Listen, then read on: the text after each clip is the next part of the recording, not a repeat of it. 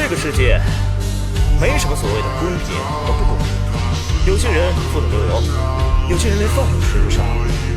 我这样无非是为了让更多的人过上好日子。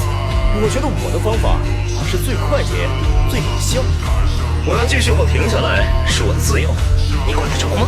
做个大英雄，而别像我。我是借来用，不是投，拒绝投纳多。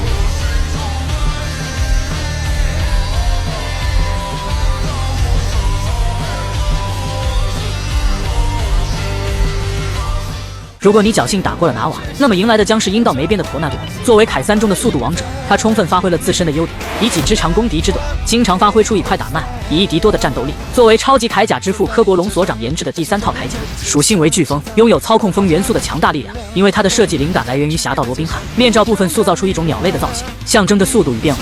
所以他的战斗风格讲究速战速决、变化莫测，正如中华武术中的轻功一般，灵动而难以捉摸。只要发挥好其极致的速度和敏捷性，就能给敌人带来意想不到的打击。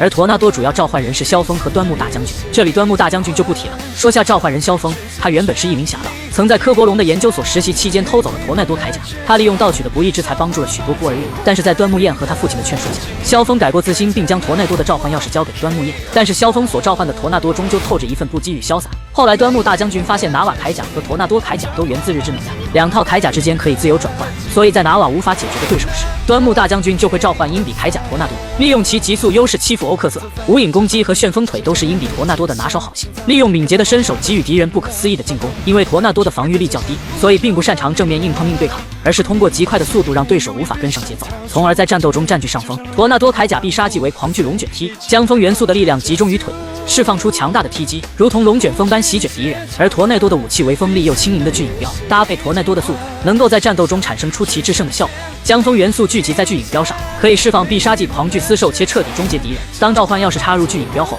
武器会升级为狂渊烈弓，并召唤出风元素精灵巨苍渊，化为一支箭矢。随着必杀技苍渊穿腰爆的释放，敌人将被彻底击败。将精灵钥匙插入召唤器后，陀纳多可以解锁精灵武装模式，释放终极必杀技披风苍渊煞，彻底终结敌人的生命。陀纳多铠甲的力量源自自然界中最强大的飓风，其威力远超熔岩和海啸。然而自萧峰退场后，陀纳多铠甲的战绩有所下降，这也印证了没有最强的铠甲，只有最强的召唤人这一说法。